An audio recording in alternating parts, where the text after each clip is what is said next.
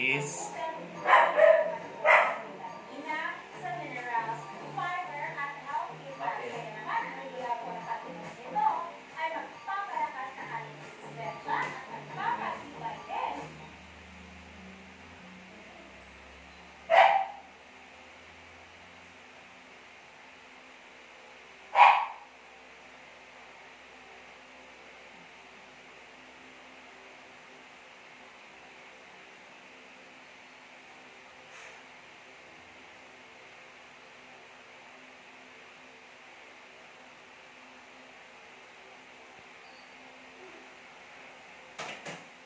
He escaped.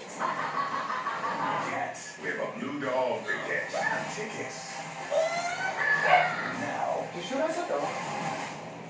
Yeah. Lilo and Stitch. Get tickets now. This is fried chicken, and here's one from Food Panda with one of the best sauce.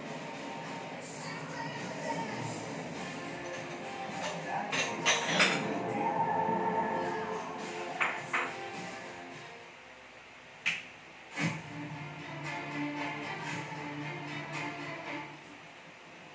Dahil kailan ba mga pinasuspindi ang proklamasyon ay mga leading o talagang panalo sana sa mga posisyon?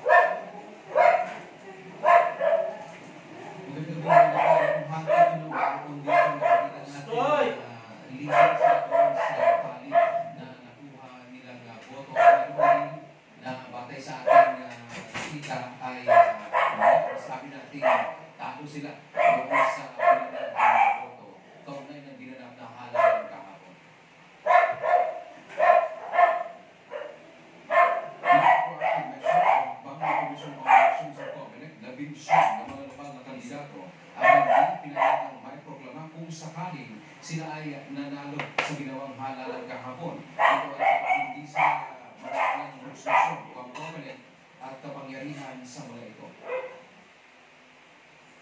Nag-aabot na naman sila sa June 30, alas 12:01 sa June 30, June 30, 25:01. And because of that, the Commonwealth is still within jurisdiction. Monica, kabilang sa pinasuspindi ng proklamasyon ay si Marcelino Teodoro na tumakbong kongresista ng First District ng Marikina. Si Teodoro ay nangunguna sa nakakuha ng boto kontra sa kanyang katunggali na si Senador Coco Pimentel. Pinasuspindi rin ng COMELEC ang proklamasyon ni Atty. Harold Respicio na nanguna naman sa Vice Mayoral race sa Reyna Mercedes sa Isabela. Tinuligsa naman ni Respicio ang suspension order ng komisyon. Panalo po ako sa boto pagkakaroon dito sa bayan ng Reyna Mercedes dito sa Isabela. Pero hinanap po ng COMELEC ang aking proklamasyon dahil daw po meron akong disqualification case dahil sa mga invalidita ko ng election. COMELEC, namili na po ang mga bayan ng Reyna Mercedes kung sino ang gusto nilang mamuno sa kanila. Huwag na po tayo mas magaling pa sa kanila at i-countermand natin ang kanilang democratic mandate. Hi guys, kain. Si incumbent Mayor Fatima Sali sa bayan ng Sali Panglima sa Tawi-Tawi. Incumbent Mayor Belso